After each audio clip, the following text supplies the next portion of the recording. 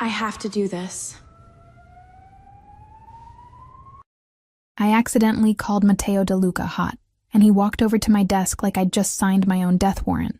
I thought I'd be fired. Instead, the mob boss offered me a fake, dangerous, temporary deal. I took it knowing it was a lie, because I needed to survive. It seemed simple, until he started protecting me, teasing me, and looking at me like I already belonged to him. When the charade comes to light, the scandal will be the least of my problems, because Matteo no longer seemed willing to pretend he could let me go. Hi, I'm Lena. A special shout-out to those of you watching Book 1 for free here on the My Stories platform, completely ad-free and uninterrupted. Chapter 1. Open Mic, Closed Life. The alarm went off for the third time, when I realized the universe had decided to hate me before 8 in the morning. I tossed the blanket on the floor, stepped barefoot onto the freezing floor of the Lincoln Park apartment, and figured out, with the clarity only desperation brings, that I had exactly 22 minutes to make it alive to the 47th floor of De Luca Holdings. You slept screaming some soap opera actor's name again, Marisol yelled from the kitchen, holding a mug like it was a trophy. I just want to put on record that this house has standards, Chloe, and you're knocking down every single one of them. Marisol Castelli, 27, a barista at the brew line across the street from the company, my roommate since college, only went by her full name when her mother called. To me and the rest of the world, she was Marie. I didn't scream. I answered, sprinting to the bathroom, and it wasn't a soap opera actor. It was a complicated dream. It was the Italian again, wasn't it? Marie, I swear if I miss this train, I'm reporting you to some authority I'm going to invent. The shower lasted 2 minutes. Coffee was served in a plastic cup that leaked down my elbow. The granola bar was crushed at the bottom of my purse, but crushed counts as breakfast when you earn what I earn. I left the apartment pinning my wet hair up with a pencil I'd found on the living room floor, which probably says everything about the state of my finances. The CTA train was packed in that specific Monday morning in Chicago way, where everyone looks like they're carrying their own coffin to the office. I squeezed in between a man who smelled like cheap cologne and a woman talking on the phone about a divorce loud and clear. I tried to think about spreadsheets, about quarterly balances, about anything that wasn't the Italian from the complicated dream. De Luca Holdings occupied the most arrogant towers in the loop, pale marble, tinted glass walls, security that eyed your badge like they were deciding whether you were worth killing before lunch. I crossed the lobby, chewing the last of the granola bar, greeted the doorman with my mouth full, smiled at the elevator like it could rat me out. "Morning, Bennett," said Greta from accounting in the elevator mirror. "Did you know your blouse is inside out?" I looked down. The tag waved hello to my chin. "I knew," I lied, tucking the fabric inside my blazer. "It's part of an aesthetic choice." "You're weird." "Thanks. I think so too." The executive floor welcomed me with its usual freezing silence. Nobody laughed. Nobody breathed too loud. Nobody looked anyone in the eye directly, and there was an unconfirmed theory that looking straight at the tinted glass of the CEO's office could cost you your job, your peace, and possibly a finger. I sat down at my desk, opened 3 spreadsheet tabs, slipped the headset onto my ear toe, and tried to convince my brain that Monday was just a concept. "Are you on the internal channel?" Mari popped into the call, voice low, because the brew line was right across the street, and she could spy on the company through the counter window. "I am. Has he gotten there yet?" "Mari, I swear on my miserable salary if you start this again, I'm blocking you. Did you flip your blouse right side out yet? I saw you crossing the street. How could you see from over there? I have gifts." The meeting was at 11. European investors, 3 from Italy, 2 from Switzerland, 1 Austrian with an accent so thick the translator apologized every 3 sentences. I wasn't supposed to be in the room. I was supposed to be revising the financial appendices the director had dumped on me at 9:30 with an urgent typed in red. But I'd been called in to sit in the corner, in a folding chair, updating spreadsheets in real time as questions came up. I brought the laptop, the headset, and the feeling of someone about to be eaten by a large animal. Matteo De Luca walked in at 11 on the dot. I had never seen a man silence a room just by walking through the door. He didn't say hello. He didn't smile. The jacket was black, the shirt white. The silver signet ring on his pinky caught the light once and gave it back like a warning. The European investors, who I suspected had killed people with olive paste at some point in their careers, lowered their heads a millimeter. A millimeter. I saw it. He sat at the head of the table, opened the folder, and started speaking in Italian accented English with quiet hands. He talked about margins, about ports, about luxury hospitality, about Tuscan wines with the patience of someone who knows exactly what each comma is worth. I couldn't stop staring at the line of his jaw. I am a professional. I pay bills. I have a career plan written in a notebook at home. I am a professional. Chloe, Mari whispered through the headset. Stop drooling. I'm not drooling, I whispered back, without moving my lips. I can feel it from here.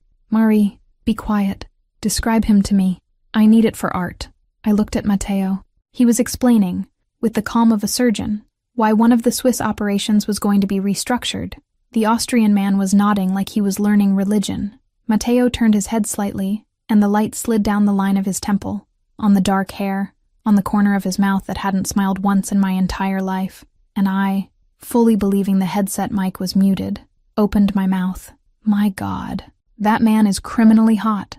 The sentence came out of my mouth, went into the headset, traveled through a cable I would have sworn was off, crossed the internal call system, ended up in the speakers of the panoramic conference room, and rang through the entire life of every person present like a church bell at a funeral. The silence that followed had color. The European investors stopped breathing. The CFO choked on his own spit and pretended it was a cough. The intern in the right-hand corner looked at me like I was a car accident in slow motion.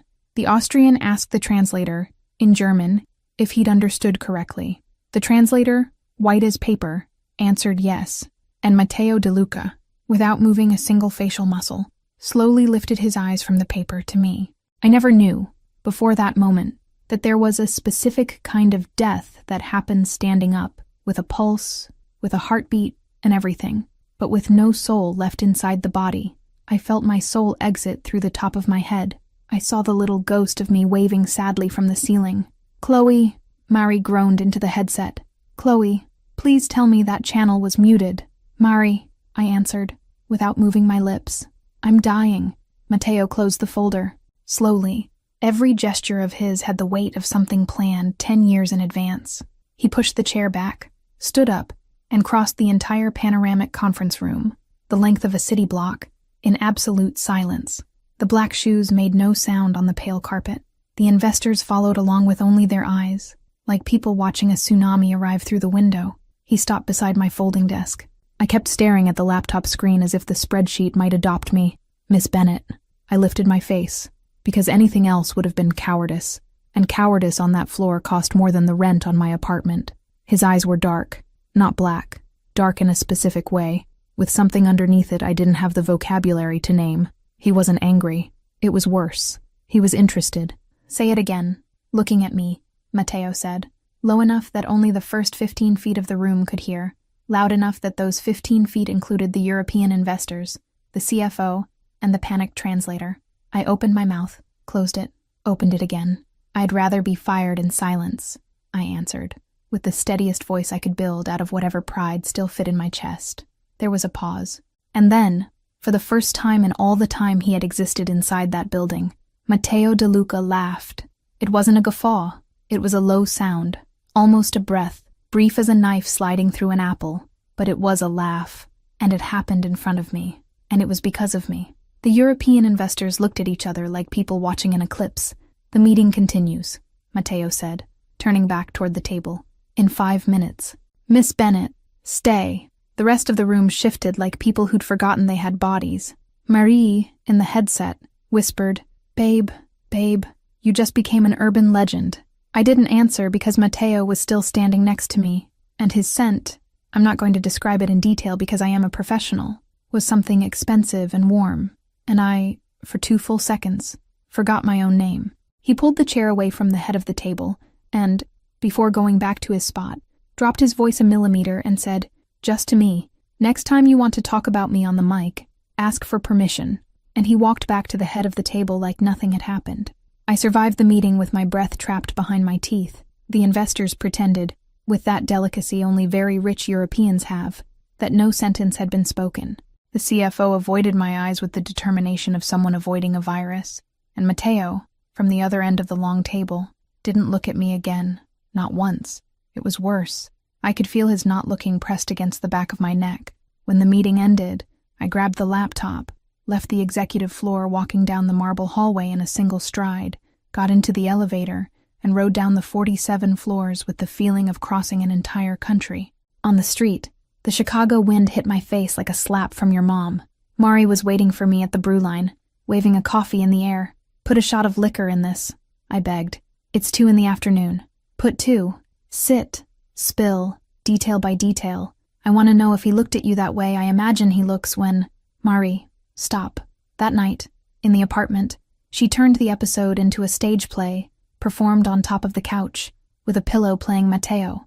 I groaned under another pillow while she imitated his tone, and she imitated it very well, and I hated how much I laughed. "Say it again. Looking at me," she whispered, dropping her voice 2 octaves, holding the pillow like it was a leather folder. Chloe, this is an adult film script. I'm changing my identity. You're going to marry him. Mari. I swear to God. You'll marry him, have a kid, baptize it with an Italian name." My phone buzzed on the counter. I lifted the pillow just enough to look. It was an email from HR. I opened it slowly, like someone defusing a bomb. "Dear Ms. Bennett, we hereby inform you that the termination request processed in your name on today's date has been personally cancelled by Mr. Matteo De Luca, CEO. No administrative action will be taken regarding the incident in the 11 a.m.'s meeting. You remain in your position as financial assistant on the executive floor. Good night." I stared at the screen. I looked at Mari. I looked at the screen again. "What is it?" she asked, pillow still on her lap. He canceled my firing." "What firing?" "The firing I hadn't even been told about." Mari blinked. "Wait, someone asked for you to be fired? Probably the CFO?" In a panic. "And Matteo canceled it. Personally." The silence of our tiny apartment was different from the silence of the 47th floor, but it had the same weight.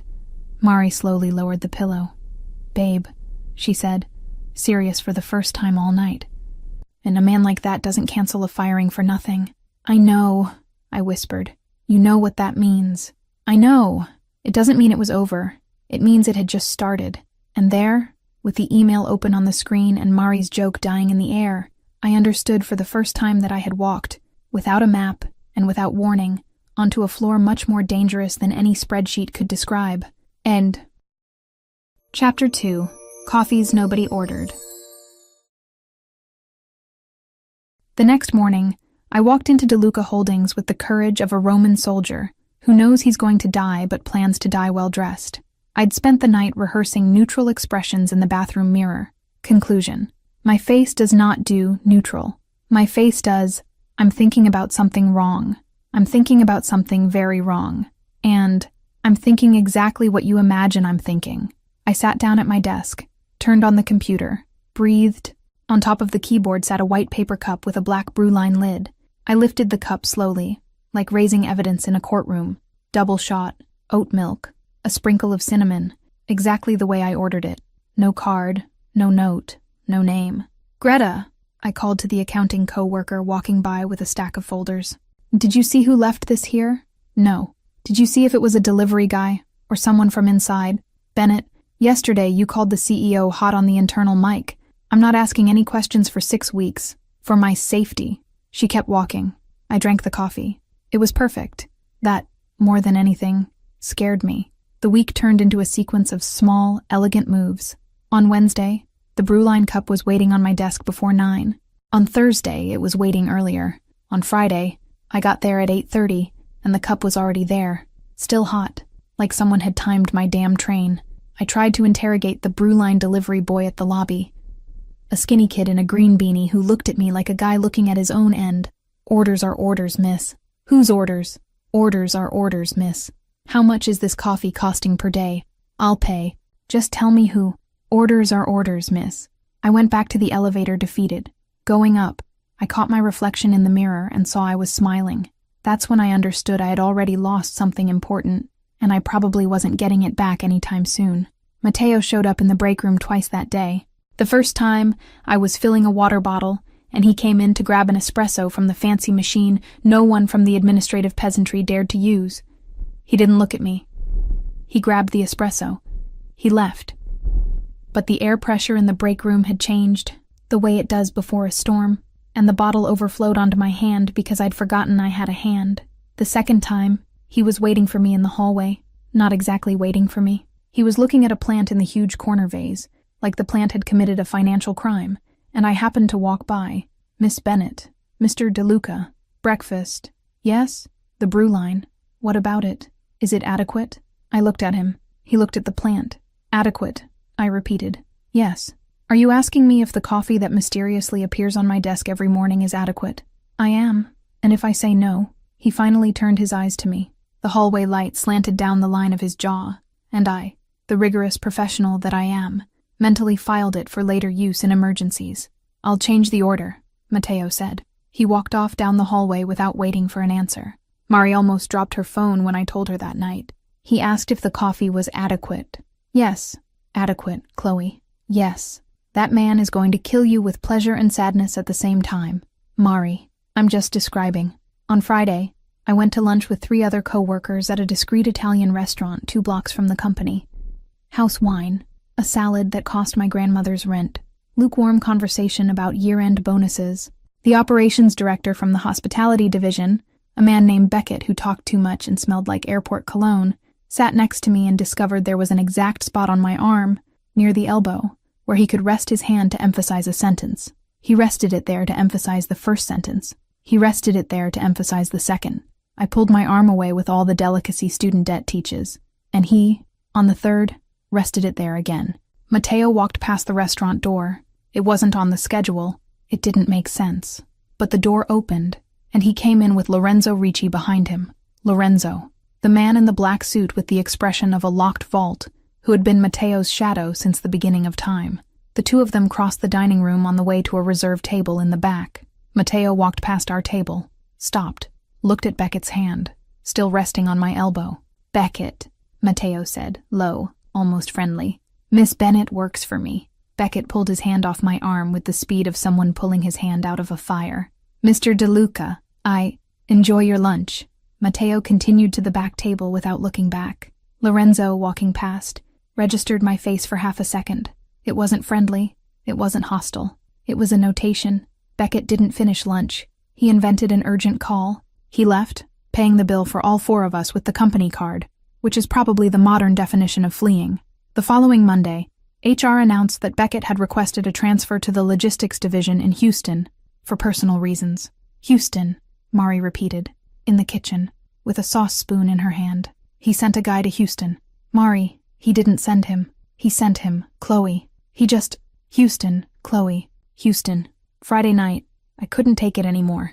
I'd had 5 brewline coffees, bumped into Matteo 3 times in 3 different parts of the company where he had no reason at all to be, and heard Greta from accounting whisper that 2 captains from the import division had been quietly removed.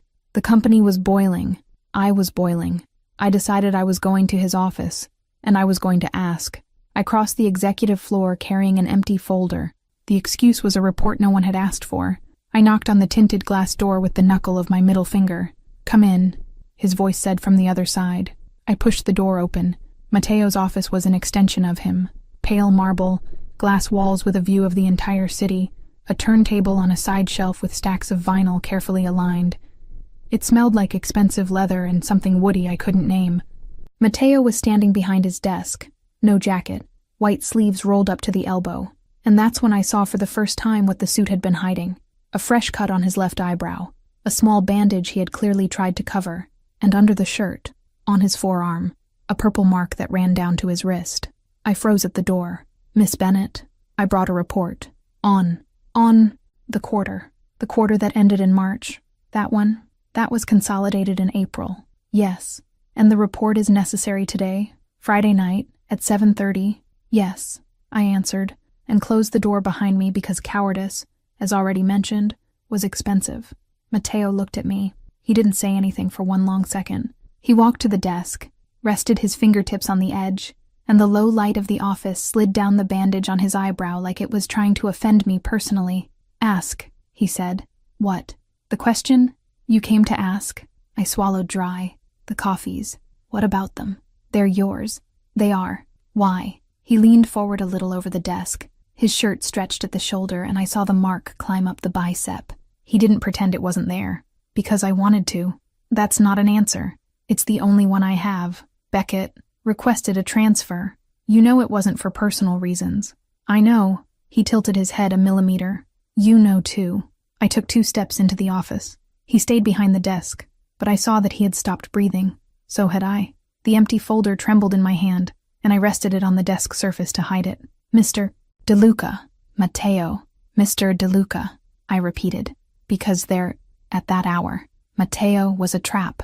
What do you want? He looked at me in a way I'd never seen any man look at me before. No hurry, no promise. Just the cold confirmation of something that had been decided at some point and that I hadn't been consulted about. For you to stop pretending this is uncomfortable, he said, when we both know it isn't. It is uncomfortable. Lie better. I lie very badly. I know. He came out from behind the desk. He didn't touch me. He stopped 3 steps away from me. Exactly 3 steps, like he had measured it with an engineer's ruler, and neither of us breathed properly for a stretch of time. My memory refuses to calculate. I could see the mark on his forearm move when he clenched his hand.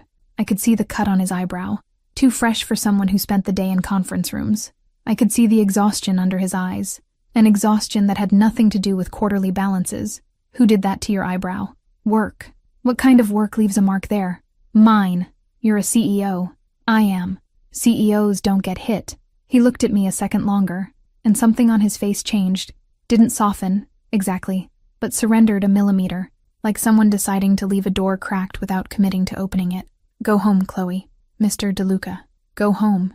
Are you okay? The question came out before I could hold it back. He blinked. Once. And that's when I realized nobody on that floor had probably asked him that in years. Go home, he repeated. Lower. The driver will take you. I take the train. Not tonight. I left the office with the empty folder still trembling, crossed the marble hallway, went down the 47 floors, and got into a black car that was waiting for me in the garage without my asking. The driver didn't say a word. Neither did I.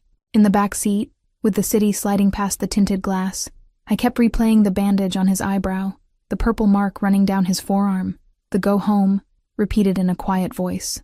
I squeezed the strap of my purse until my fingers ached. The driver's silence was the kind that came with orders not to ask, and that, for some reason, was the part that scared me the most. In Lincoln Park, Mari opened the door before I could get the key out of my purse. Tell me everything, she demanded. Mari, everything, I told her, standing in the kitchen, still in my coat, about the bandage, about the mark on his arm, about the 3 steps, about the go home, about the black car on the street. Mari, for the first time all week, went quiet. Babe, she said, after a moment, you know what that means, right? I don't. You do. Mari, that man is hurt. And he's sending you home in an armored car. It wasn't armored. It was armored, Chloe. It was black, and it was armored, and it had tinted windows, and it had a driver who doesn't speak. All armored. I sat on the kitchen bench, looked at the ceiling, thought about the bandage on his eyebrow, thought about the 3 steps, thought about the way he had breathed when I asked if he was okay. My phone buzzed on the counter. Unknown number. Mari wants to drag you to the gallery tomorrow. Go. I'll be there. Mari read it over my shoulder. He has your number? He's my boss. He has your personal number. He's my boss. Mari, how did he know I wanted to drag you to the gallery tomorrow? I looked at her. She looked at me. Mari, I swear I didn't tell anyone. Mari, I only told Greta, from accounting, this morning, at the brew line. And I closed my eyes. Greta tells everything, I whispered. Greta tells everything, Mari confirmed, in a thread of a voice. I looked at the phone screen again. The message had a single M at the end. No period, no signature, nothing besides that letter, which seemed, there, standing in the kitchen in Lincoln Park, under the yellow light of the cheap bulb, the most elegant warning in the world. Are you going? Mari asked, quietly. I looked at the message. I thought about the eyebrow, thought about the forearm, thought about the 3 steps. I'm going. Chapter 3. The Wrong Door. Saturday afternoon, fall sun pouring through the windows of my apartment in Lincoln Park, and Mari was already standing in front of the living room mirror, adjusting a green dress that looked like it had been sewn by the devil himself, just to ruin somebody else's piece. Get up, she said, without looking at me. We're going to the gallery. I was wrapped in a gray blanket on the couch, staring at the ceiling and trying to remember at what point in my adult life Mondays had become the most dangerous event of the week. 5 days after my near firing, With the echo of Director Beckett still fresh in the memory of the entire floor, my brain kept revisiting the exact tone Matteo De Luca had used when he said, "Say it again," looking at me. "I'm not going," I answered, pulling the blanket up to my chin. "I'm staying here. I'll turn into mold. I'll be studied by scientists." Mari crossed the living room, grabbed the blanket by the corner, and yanked. The cold came in all at once, along with the smell of reheated coffee from the tiny kitchen, and some floral perfume she had spritzed on her wrist. "You're going because I worked 2 shifts at the brew line to buy you a decent beer afterward," she said. "And because it's a new gallery in River North. Free champagne, art nobody understands, men in white shirts. Get up." Resisting Mari was a useless exercise. 20 minutes later, I was in the passenger seat of her car, hair half dry, lipstick poorly applied, a short black dress she'd shoved into my hands without accepting any argument. The gallery was on a quiet side street behind Hubbard, a gray brick facade, a tinted glass door with no sign, just the number 1147 etched into the metal. Mari parked and looked at me with that smile that usually precedes regret. "You know what I love about this place," she said. "And nobody here asks what you do for a living." We went in. The main hall was a long corridor of white walls, pale marble floor, discreet security standing in the corners like sculptures. Waiters circulated with silver trays. People talked in voices too low to be comfortable. I grabbed a glass of champagne just to have something to hold. Mari disappeared around the first corner, dragged off by some acquaintance, and I stood in front of an enormous canvas of black paint on black paint, trying to figure out if it was art or just expensive sloppiness. A man in a suit walked past and said, "Fascinating, isn't it?" And I said, "Oh, yes," because that was easier than admitting I didn't understand any of it. That's when I noticed, above the side door, discreetly etched into the frame, a crowned lion holding an olive branch, the same crest as De Luca Holdings. Small, silver, easy to miss. I didn't miss it. The champagne turned bitter in my mouth. "Mari," I called quietly, craning my neck. She had vanished between 2 gray-haired men near the next wall. It was fine. It was fine. Maybe it was a coincidence. Maybe the De Luca family had about 10 galleries, and none of them involved the man I was trying, with little success, to stop thinking about. I needed the bathroom. Not because I needed the bathroom, because I needed a door that would close behind me. I followed a discreet sign at the end of the side hallway, turned left, and opened the first door that seemed plausible. It wasn't the bathroom. It was a back office. Small, dark wood walls, a desk lamp on at the oak desk, the closed-in smell of old leather and oil paint, and standing between the desk and 2 men I had never seen before was Matteo, white shirt, no jacket, sleeves rolled up to the elbow. One of the men was holding him by the collar, and the other was too close to his face, saying something in Italian in a low, dry tone. I didn't catch the sentence, but I caught what kind of sentence it was. Matteo saw me first. His eyes met mine for a fraction of a second, and in that fraction of a second, I saw everything. The blood at the corner of his mouth, the fresh mark on his jaw, the red starting to stain the hem of the white shirt on his left side. The 2 men turned a quarter of a second later. The silence that came next had texture. "Get out," Matteo said to me. His voice wasn't elevated. It was worse than that. It was his meeting voice. Now, I couldn't move my feet. The man holding his collar slowly let go. Matteo adjusted his shirt with a short gesture, without taking his eyes off me, and when he spoke again it was in Italian. 3 short sentences directed at the 2 men. I didn't understand the words. I understood the effect. The 2 of them left through the back door without looking back. When it was just the 2 of us in the office, Matteo finally breathed, a short, controlled breath, like someone reorganizing his own body from the inside out. "You got lost," he said. It wasn't a question. "I was looking for the bathroom," I answered, and my voice came out thinner than I wanted. "I swear I was looking for the bathroom." He crossed the small space between us, stopped a meter away, and for a moment, I thought he was going to touch me. He didn't. He took my champagne glass from my hand with almost polite care, set it on the desk, and said, "You didn't see anything. Matteo, you didn't see anything," he repeated, lower. "Say it back to me." "I didn't see anything," I said, and I realized in that instant that it was the most useless lie 2 people could share. I had seen everything. He had seen that I had seen, and the sentence was just there to give shape to the lie we were going to have to carry from then on. He nodded once. "Come with me." We left through a different hallway, not the one I'd come in. Mari never knew. Mateo had someone tell her in code that I had felt sick and gone home. I found out later. In the back parking lot, a black armored Mercedes was waiting with the engine running. He opened the back door for me and got in the other side. The driver didn't say hello, didn't look back. We pulled out through an alley that didn't lead to Hubbard. The city went by on the other side of the tinted glass like a film with the sound off. Mateo was sitting 3 handspans away from me, back straight, left hand clenched on his knee, and the blood on the shirt hem had darkened to shade. Nobody spoke for 7 blocks. The AC hummed low, and the leather of the seat smelled like something expensive and sterile I couldn't name. I couldn't take it anymore. "Are you okay?" I asked. He turned his face slowly, looked at me, didn't answer. And that was exactly when I understood everything I needed to understand. That silence wasn't a refusal. It was the whole answer. The man who silenced entire rooms just by entering them had no way to answer that question without dropping the rest of the disguise. I looked forward again, rested my hands in my lap. I felt that if I looked at him again I was going to cry, and I didn't have permission to cry inside that car. "Who were those men?" I asked, without looking. "People who work for me," he answered. Pause. "Worked? You're bleeding. I know. You need to—" "Chloe." It was the first time he said my name. Not Miss Bennett. Not you, Chloe. It came out of his mouth with an accent, with care, like he had rehearsed it in his head 1,000 times before letting it out for the first time. I went quiet. "I'm going to drop you off at home," he said. "You're going to go in. You're going to lock the door. You're going to tell Mari you felt sick. Tomorrow you'll go to work like always. You didn't talk to me today. You weren't in that office. Is that clear?" "It is.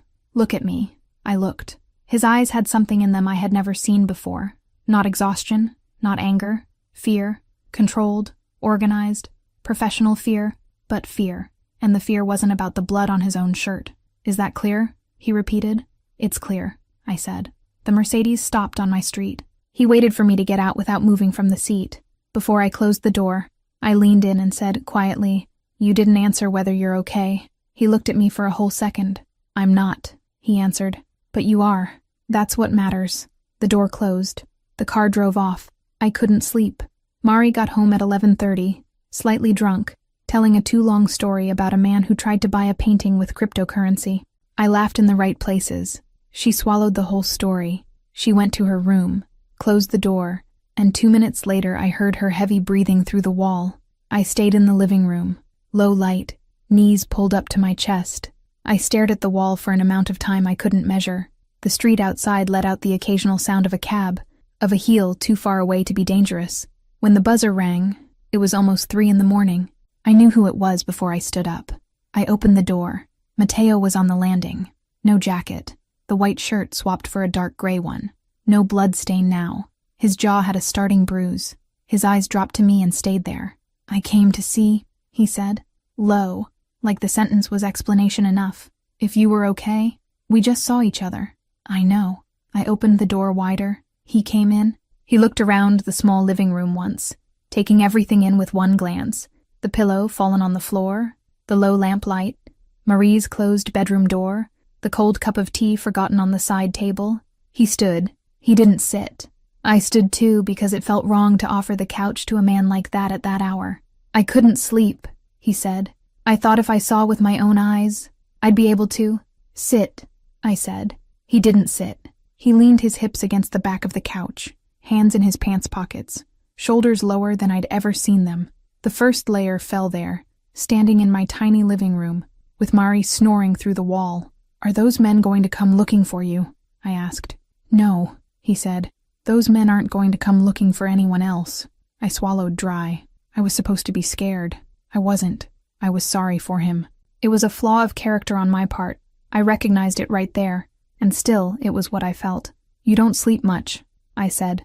"I sleep enough." "Lie." He almost smiled. Almost. It was a movement at the corner of his mouth that lasted half a second and undid so quickly I doubted I'd seen it. "Lie," he agreed. We stayed quiet. It wasn't absolute silence. It was the silence of Marie snoring, of the old fridge humming, of the city outside breathing. He hated absolute silence. I didn't know that yet, but I was going to find out soon. That early morning, That kind of silence worked. "I need to go," he said, after a while. "You need to sleep." "Okay, Chloe." "Yeah, thank you." I didn't ask for what. He didn't explain. He left through the door with the same care he had entered with, and I stood there looking at the wall where he had leaned for 10 minutes, thinking somehow that was going to leave a mark on it. Monday morning, I walked into DeLuca Holdings with my hair done, my suit pressed, and my head running on 3 frequencies at the same time. I sat down at my desk, turned on the computer, breathed. I hadn't even opened the first spreadsheet when I caught the perfume. Sweet, expensive, painfully sophisticated, with an undercurrent of jasmine that seemed chosen to leave a mark in the air. I slowly raised my face. Vanessa DeLuca was standing at the side of my desk. I had never seen her this close. Matteo's cousin, director of strategic relations at the Holdings, the only woman on the executive floor whose name everyone whispered carefully when she walked by. She was taller up close than she looked from a distance. Dark hair pinned low, pearl earrings, the smile of a person who knew exactly how her smile worked. "Chloe, darling," she said, and her voice was sweet in a way that hurt your teeth. "Pop by my office in a minute, would you? I need to ask you a silly little thing." And for the first time since I had set foot on that floor, with an open mic, a cancelled firing, and 3 of the strangest early mornings of my life behind me, I felt a chill on the back of my neck. Chapter 4. What Happens in Warehouses. Vanessa's office smelled like the same heavy jasmine she carried on her wrist. Blinds half open, a white desk without a single paper on it, a single gold pen aligned along the edge, like every object in there was waiting for orders to exist. "Have a seat, darling. This won't take long." I sat. She asked me silly things, exactly as she'd warned. A closing spreadsheet, an expense report I hadn't even seen, the method I used to cross-reference port entries. She smiled through every question. She looked into my eyes during every answer. She wrote nothing down on any piece of paper. On the 9th question, she tilted her head. "Bennett, are you really from Chicago?" "I am." "Big family?" "Small. How nice to have a hometown girl on the floor," she said, smiling. "We tend to trust each other more, don't we?" 11 minutes. I left the office with the clear feeling that I had been weighed, measured, and filed away, and that nothing she'd asked had anything to do with what she actually wanted to know. The surname hung in the air like a question she hadn't finished asking. I didn't tell Matteo. I thought it was nonsense.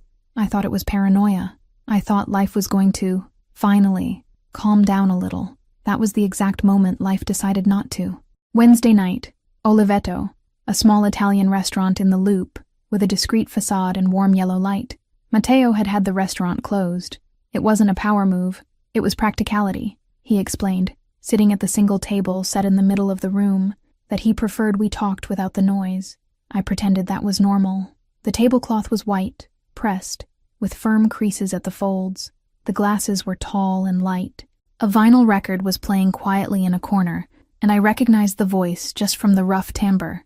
"Chet Baker. You like it?" he said, without asking. "I recognize it. Different. I collect," he said, leaning his back against the chair. "Old records, jazz, mostly. There's a room in my house that's just shelves. And nothing digital. Nothing digital. I don't like the cleanness of digital sound. It needs to crackle a little." I laughed. He looked at me and held back a half smile. "What?" he asked. "Nothing.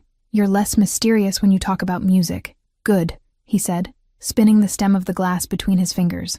"I hate absolute silence. I need noise around me. Record, conversation, anything. I sing in the kitchen," I said, before thinking, to fill silence. Really badly. He tilted his head a fraction of a degree. That was his version of, explain. "Seriously," I went on. I sing off-key in a way that's offensive." "What song?" "Don't ask that." "What song?" "Matteo." "Chloe." I sighed, looked at the low yellow stucco ceiling. I said the name of an early 2000s pop song I shouldn't even admit I know the lyrics to. Matteo closed his eyes for 2 whole seconds.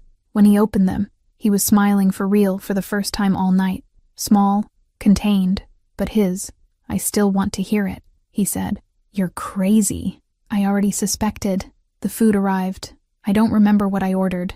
I remember he made me laugh 3 times between the appetizer and the main course, and that at some point between the second and third, I realized I was leaning forward on the table, propped up on my elbows, and he was in the same position on the other side, and the white tablecloth between us had shrunk in a way that didn't make physical sense. It was the best night I'd had in 3 years. It was exactly why it didn't last. We left through the back door of Oliveto, because Matteo's car was in the alley behind. I went in front, him 2 steps behind, a light hand at my waist with no weight, just guiding. The night was cold, with that damp smell of freshly washed asphalt. The alley had a single lit street lamp way at the end. It all happened in 3 seconds. A silver van stopped in the middle of the alley. The side door opened. 2 hooded men jumped out. I didn't even hear Matteo's voice. I only felt his arm trying to shove me back. At the same time, a strange hand grabbed my elbow and yanked me into the vehicle. I screamed. I think I screamed. The mouth of the second man closed over mine with a cloth that tasted like dry fabric and dust. The last thing I saw before the van door shut was Matteo on the asphalt, on one knee, pulling something out from inside his jacket. The van peeled off. I didn't pass out. They didn't hit me. It was a fast, professional, cold operation. One of the men sat me on the back bench, zip-tied my wrists, and the other drove without a word. The trip was short, maybe 12 minutes. From the jolts and the smell of oil, I knew we'd left the loop and were near the port. When the van stopped, they pulled me out again. Big warehouse, stained cement floor, a yellow bulb swinging from the ceiling, the smell of stagnant water and scrap iron. They sat me on a metal chair in the corner farthest from the entrance. They didn't tie me to it. They didn't need to. My wrists were already bound. My legs were shaking in a way my head couldn't control. A man approached. He pulled off the hood. I had never seen that face, but I recognized the accent. Sicilian, rougher than Matteo's. "It's nothing personal, signorina," he said. "It's a message." "Carmine," another man said from across the warehouse, in a warning tone. "Moretti didn't send you to talk." Carmine Moretti. I memorized the full name without meaning to. The surname I had already heard in some hallway conversation at the company. One of the families nobody on the executive floor said out loud. "You stay there," he told me. 30 minutes. No more. And then your boss comes to get you. I wanted to say something funny. I always want to say something funny. But the only thing that came out of my mouth was, "He's going to kill you." Carmine looked at me, not with anger, with something worse, with the calm of someone who knew I was right, and that was part of the message. "I know, signorina," he said. "That's the point." The 30 minutes were the longest of my life. I counted floor tiles. I counted ceiling beams. I tried to remember the lyrics to the embarrassing song I had told Matteo about at dinner. I couldn't. Everything in my head was white with red edges. At 23 minutes, the metal door of the warehouse opened without ceremony. I saw it from the corner. I couldn't stand up. Matteo came in first, Lorenzo Ricci, his right hand and head of family security, 3 steps behind. There were 2 more men with them, but I didn't register faces. I registered Matteo's walk. No rush, no run, jacket buttoned, shoulders lower than I'd ever seen them. And the eyes were something I'd never seen on a human face before. Carmine turned to him and tried to open his mouth. "Don De Luca, it's just a message. There's no..." Matteo said 3 sentences in Italian. Short, paced. I didn't understand the words. I understood the temperature. Lorenzo moved first. Carmine moved after. I closed my eyes before I saw everything. I didn't close them in time not to hear. A short thud. A scream that started and didn't finish. The specific sound of metal meeting bone, which I had never heard before, and which was going to stay with me for the rest of my life. Silence. Another thud. Silence again. My breathing had stopped somewhere between my ribs and wasn't coming back. Hands cold, fingers tingling. A fine tremor climbing from my knees to my chin. I tasted metal in my mouth and was sure, for a second, that I was going to throw up right there, sitting in the metal chair, with my wrists still sore from the zip tie. When I opened my eyes again, 2 bodies were on the floor, and the other 2 men were kneeling, backs to a beam, hands on their heads. Matteo was in front of me, on one knee, hand out toward my wrist. He cut the zip tie with a small pocket knife, slowly, as if afraid of hurting me. "You're in one piece," he said. It wasn't a question. It was him convincing himself. "I am. Look at me." I looked. "You're in one piece," he repeated. "I am, Matteo, I am." He nodded once. He helped me up. Lorenzo appeared at my side, rested his hand lightly on my back to steady me, and guided me toward the door. Matteo came behind. I looked back once. The 2 kneeling men were still kneeling. Lorenzo would stay behind with them. I understood without needing an explanation. "Ha's in the car," I was in the middle of the back seat. Mateo got in the other side. The driver pulled away without saying where we were going. I didn't ask either. That's when I felt it. His hand came up to the back of my neck, carefully, like I was made of wet paper. The long fingers spread against my skin, still cold on the outside, warm on the inside. They were trembling. Not much. Enough. I didn't even turn my face. I didn't comment. I put my hand over his and held it there. The tremor slowly stopped, but I kept my hand there, because I knew if I let go too soon he would hate me for having seen. "We're not going to your place," he said, low. "Not tonight." "Okay. I'm taking you to mine." "Okay." His penthouse was in Streeterville, in a building with a private garage and an elevator that opened directly into the apartment, floor-to-ceiling glass. Chicago on the other side of the glass, blinking yellow and white. Vinyl stopped on the turntable in the corner, smell of cedar and old paper. He took off his jacket, left it on the arm of an armchair, walked to the balcony, slid the door open. The wind came in, cold, lifting the hem of my skirt. I followed. The city below was a carpet of yellow light. He rested his forearms on the cold metal railing. I leaned beside him, shoulder lightly touching his. We stayed like that for a stretch of time nobody measured. "I spent my whole life believing that loving someone is a fatal weakness," he said, without looking at me. His voice was rough in a new way, that anyone who gets close to me becomes a target, that the less I let close, the more people survive. I didn't answer. I waited. "Tonight, in that alley, when they pulled you into that van," he went on, "I understood I've lived my whole life wrong, because keeping you far away didn't protect you. It didn't work. Mateo, I can't promise you a safe world. I'll never be able to, not with the name I carry. I know." He turned his face to me. I turned mine. "I didn't ask for safe," I said. "I never asked for safe. I asked for truth. I know. The problem was never that you're dangerous, Mateo. It was that you believe you don't deserve to be loved. That's another thing. That's an entirely different thing." He looked at me for a very long time.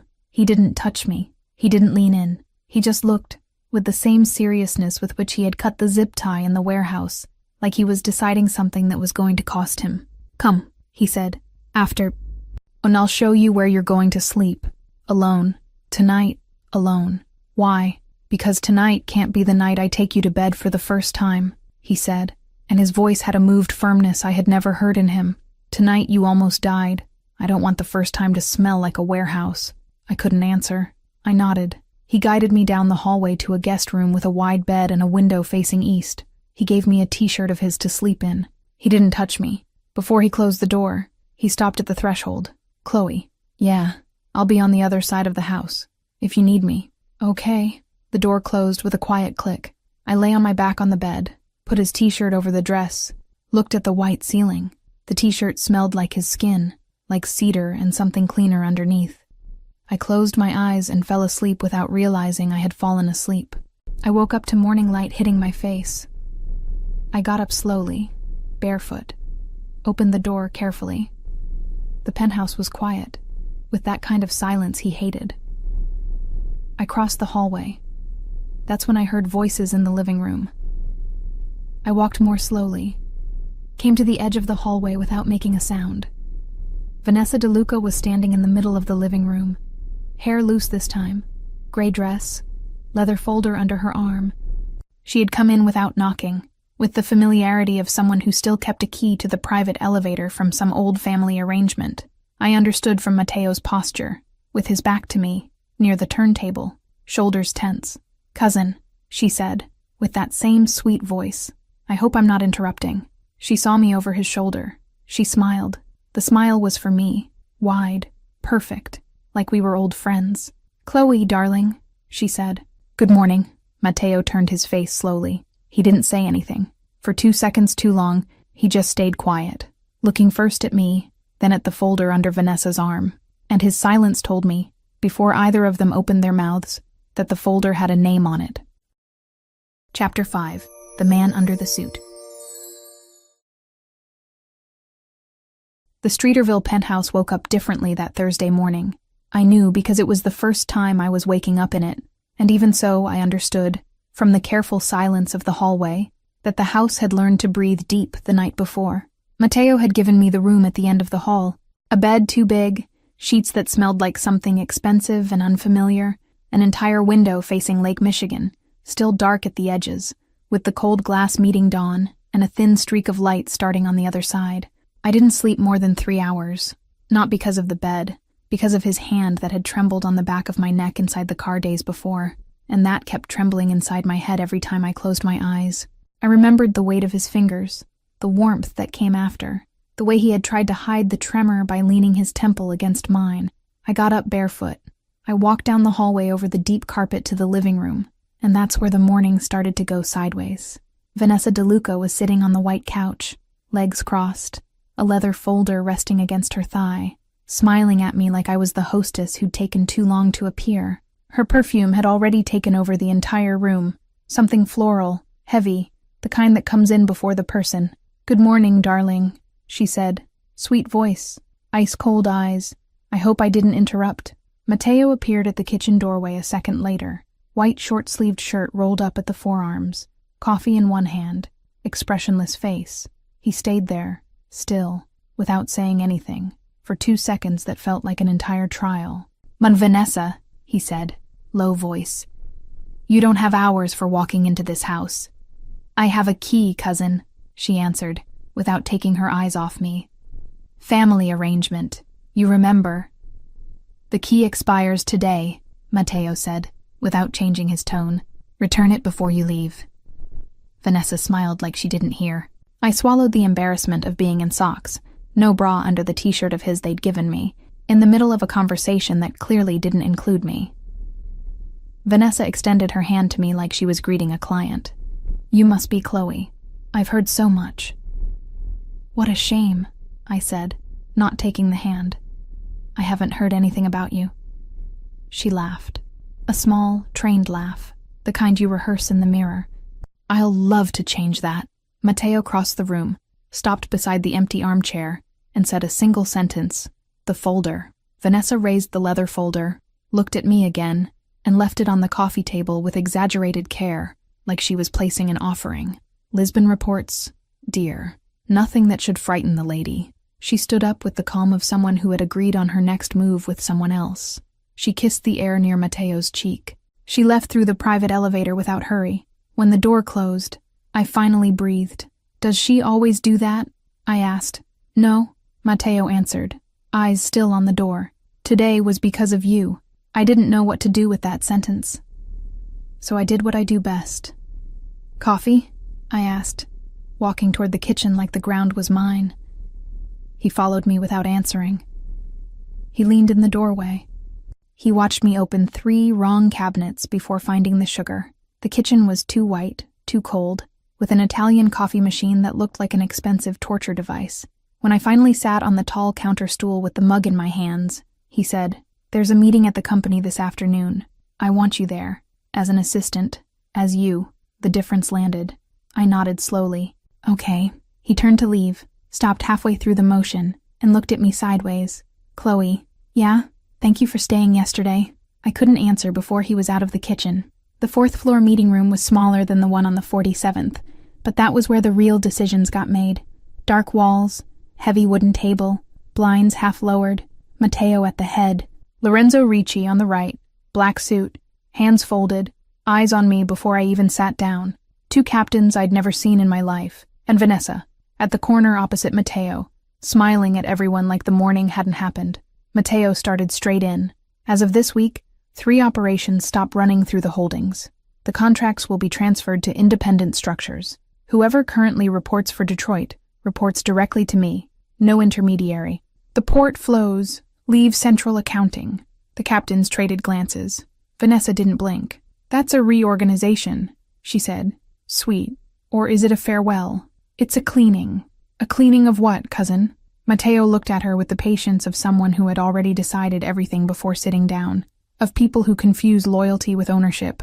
I looked at the tabletop just to keep from laughing.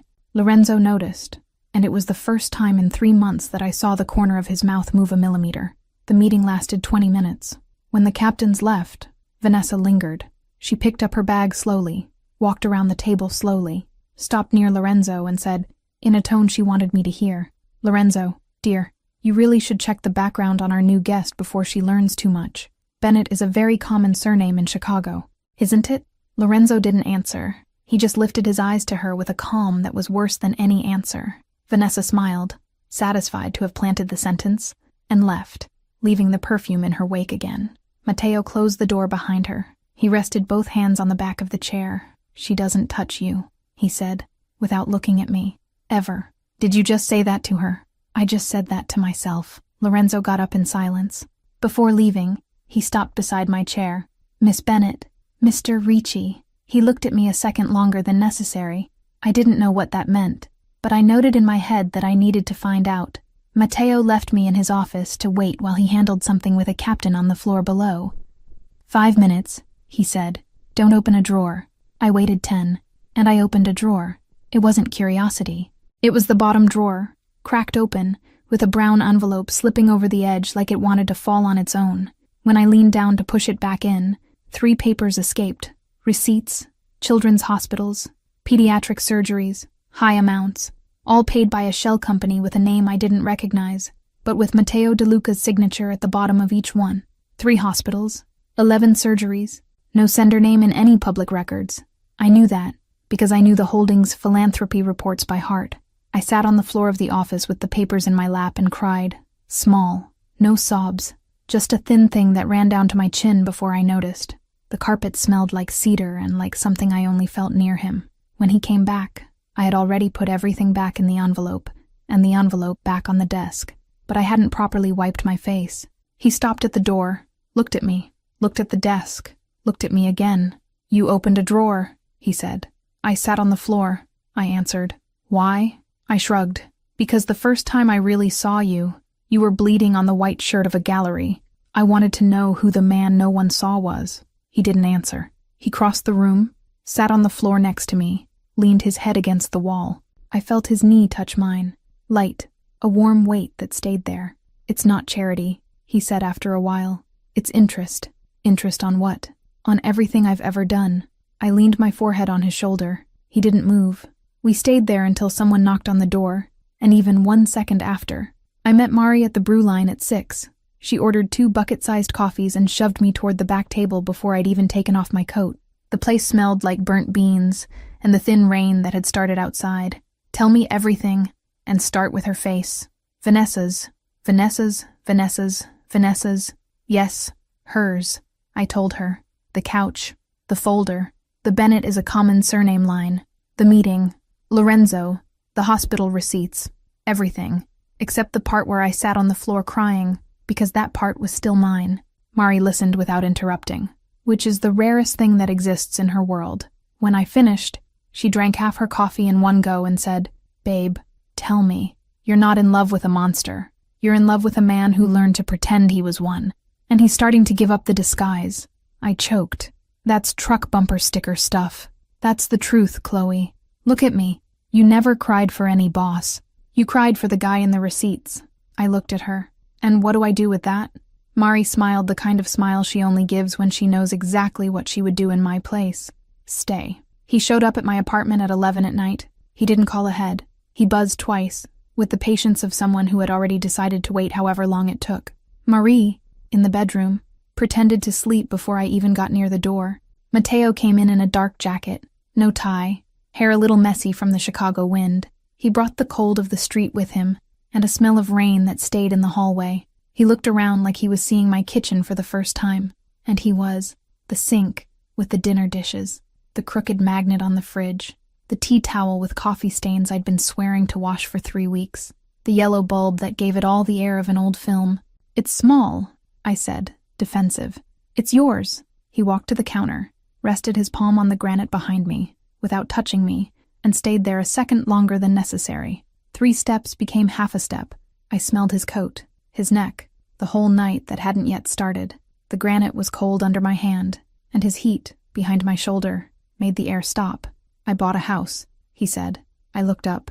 "A house in Lake Geneva, Wisconsin. It's an hour and a half from here." "Why?" He took a moment to answer. He looked at the cabinet above my head like the answer was up there. "Because I spent my whole life living in places that weren't mine. Guest apartments, family houses, hotels. I never bought anything believing I was going to stay." He lowered his eyes to me. "This one I bought.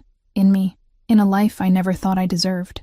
I couldn't say anything for a while. He waited. He has no idea how long he waited in silence, with his hand still on the granite behind me, chin down, breath counted.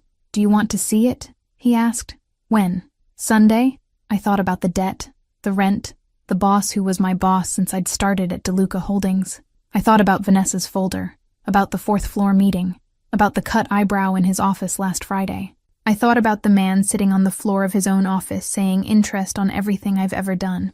"Sunday," I said. He nodded. He pressed his lips to my forehead, too fast to be a kiss, too slow to be just a goodbye. He left without turning around. I stayed in the small kitchen with my hand on the granite where his hand had been, still warm. Mari opened her bedroom door, barefoot, crooked pajamas. "Are you going?" she asked. "Yeah, I'm going.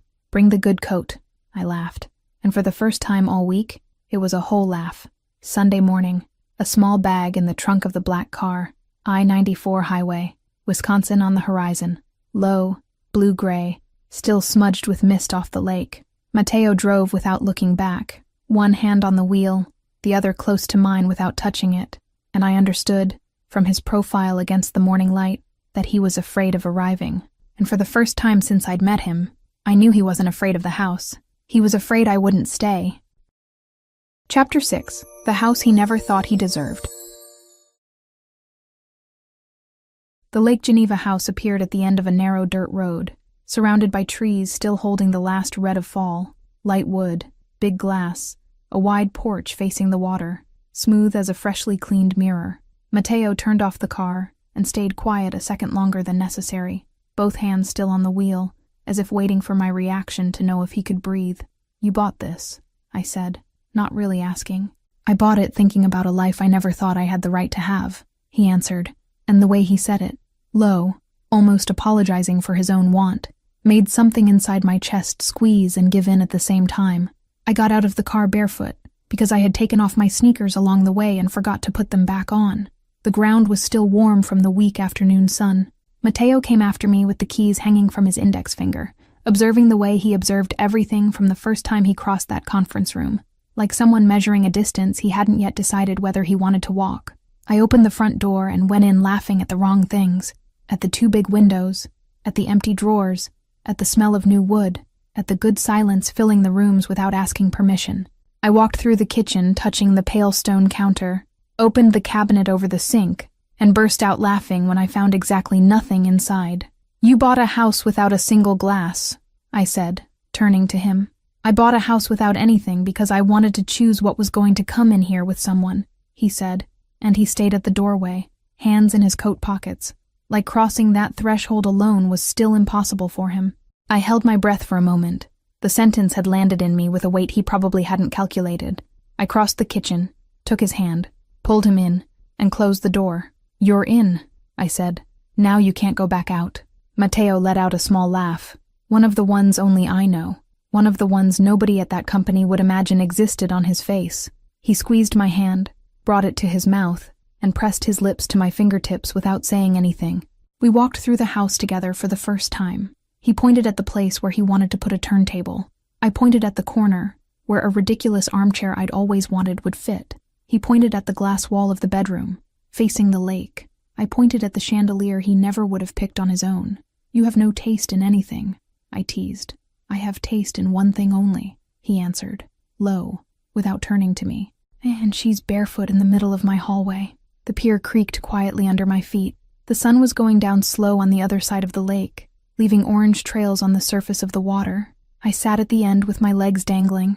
Mateo sat next to me, close enough that his shoulder leaned against mine without planning. For a while, neither of us spoke. The sound was just water hitting the wood and an insistent bird from the other side of the shore. "I can't walk away from all of it at once," he said, without looking at me. "It's going to take a year, maybe 2. There are people who depend on me. There are operations that have to be dismantled carefully so nobody dies in the process. I won't lie to you and say tomorrow I wake up clean." I looked at his profile, the line of the jaw, the fine cut on the eyebrow that still showed an old mark, the exhaustion he carried like a second skin, and that, there, in that light, looked lighter. "I didn't ask for a saint," I answered. "I asked for truth." He turned his face then. His eyes were clearer than I'd ever seen them. Maybe because the lake reflected. Maybe because he had let something drop that he'd been carrying in his chest for years. "I've lived through a lot, Chloe," he said. And the way he said my name was different. No corporate edge, no irony, no barrier. "But I've never lived peace. I don't know how it's done." "I don't either," I admitted. "We'll learn together." He laughed again, low, and the laugh turned into something quieter when his hand came up to my face, brushing my chin with his thumb. The last of the sun hit the glass of the house behind us and came back reflected in the water. "May I?" he asked.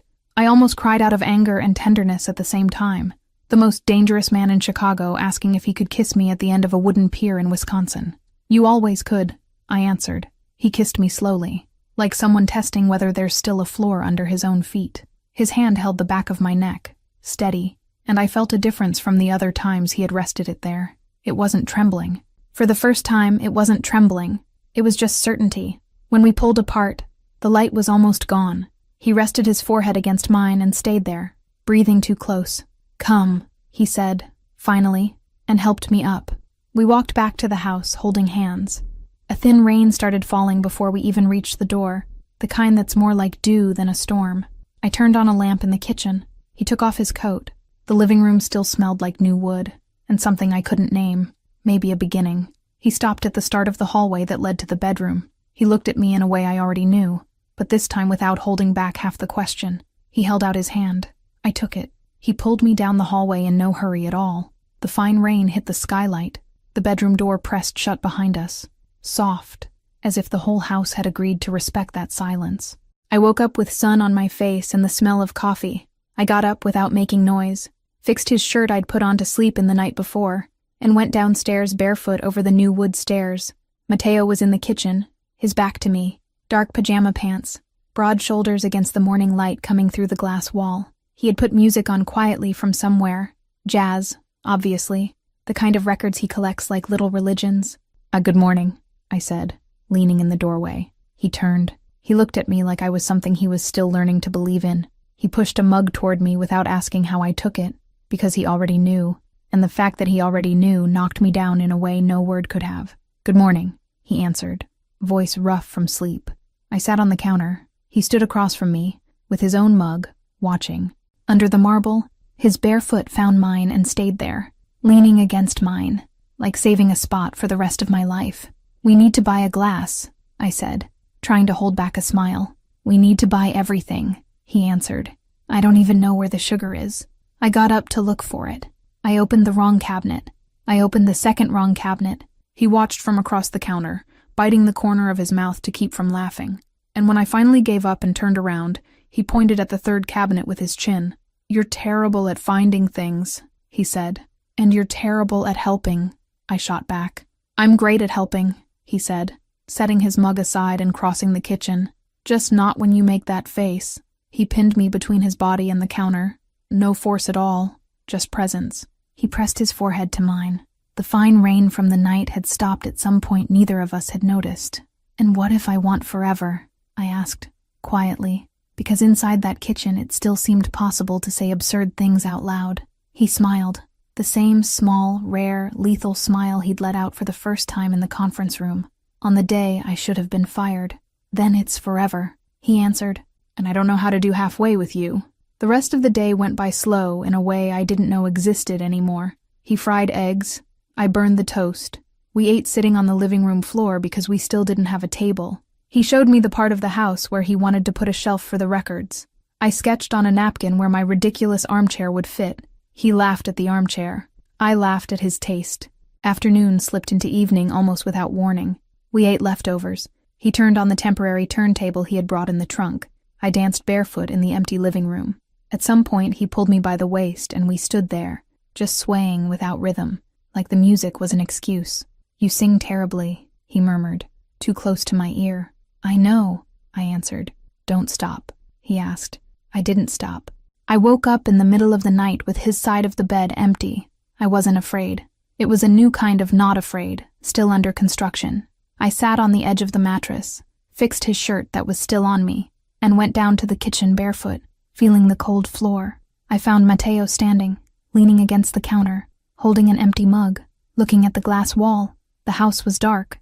only a small light on over the sink. He didn't hear me come in, or he heard and pretended not to, so I could see him like that for a second longer.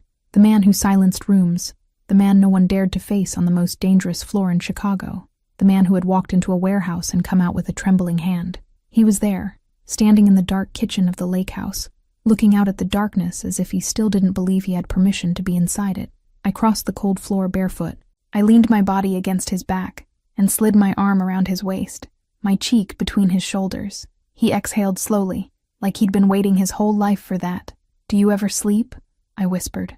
"I'm learning," he answered. We stayed there for a while, without speaking again. His hand found mine on his waist and stayed there. His heart beat steady against my cheek. Calm. For the first time, calm. I looked out the window while he breathed. The lake was smooth, the garden dark, the trees still, and for a second, it seemed like there was something at the end of the curve, past the last tree. I blinked. There was nothing. I smiled to myself, leaning against him. The silence of the lake was so good you could invent things in it. I tightened the hug. He turned his face, kissed my forehead, held my waist with his free hand, and pulled me to stand in front of him. "What are you thinking about?" he asked, quietly. I looked at him. The small light from the sink drew half of his face. The other half stayed in the dark, the way it always had been, but the half I could see was at peace. "I'm thinking that Monday shouldn't be as bad as I always thought it was," I answered. He smiled. "Small, rare, lethal. Tomorrow is Monday," he reminded me. "I know," I said. For the first time, I'm not afraid of it." He pulled me by the waist, rested his forehead against mine, and stayed there, breathing together. The record he had put on before bed was still spinning in silence on the other side of the room. No needle, no sound, just turning like it also had no rush to end. And it was like that, with the cold floor under my feet and his hand steady on my back, that I understood peace doesn't arrive with fireworks. It arrives like this, barefoot, in the kitchen, at 3 a.m, in the shape of a man who learned how to stay. Outside, the lake stayed smooth. Lena here. That wraps up Book 1, and I've already finished Book 2. You can get access to it for a really small fee. Inside me, it had been 6 months of peace with Matteo De Luca. 6 months in which I was finally able to breathe without looking over my shoulder. 6 months thinking we had survived the chaos. That the dangerous man who slept beside me every night had chosen to protect me, not destroy me. Until the anonymous package arrived. Old photos, hidden reports, and a recording with his voice, cold, calculated, giving the order that ended my brother Ethan's life. Every kiss he gave me turned to poison. Every "you're mine" sounded like a sentence I hadn't understood at the time. Every night I gave myself completely. He knew exactly what he was hiding. When I faced Matteo with the package open between us, he didn't deny it. He didn't explain. He didn't ask for forgiveness. He just looked at me in silence. The same silence that now echoes inside me like a door closing forever. And what if everything we lived wasn't love, but the cruelest revenge he could have planned? Like I said, that was just a taste of Book 2. To watch it uncensored, just click on the first link here in the pinned comment. I'll see you on the other side in a few seconds. Remember, just click on the first link down here in the comments, and Book 2 complete, no ads, no interruptions, will already be available for you. It's very simple. Book 2 is something I'm loving making. You're loving it too, so I promise there will be more. It's where you find increasingly spicy stories, a true dark romance. And precisely because this version is getting more and more heated, the video isn't well accepted publicly on YouTube. This closed environment is where I can actually share my essence and where I feel free to do my best work for you. More news coming soon. I'll be waiting for you on the other side. Unfortunately, many people have been downloading our audio, effectively copying the entire story, and simply reposting it on YouTube. If you want to watch the original story and be the first to receive the next ones, search for My Stories by Lena on YouTube to get the best dark romance content. Remember, the official channel is My Stories by Lena on YouTube. I'll be waiting for you there. Congratulations! Your purchase has been confirmed, and you now have full access to Books 1 and 2 of all our stories, completely ad-free and uninterrupted.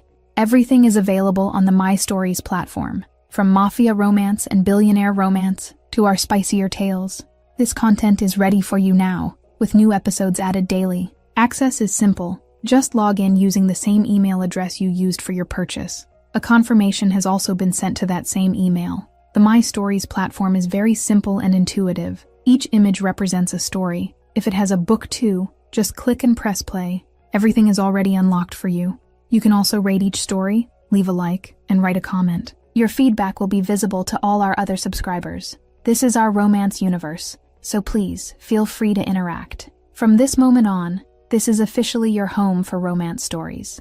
Just head over to mystoriesromance.com and press play. Welcome to the family.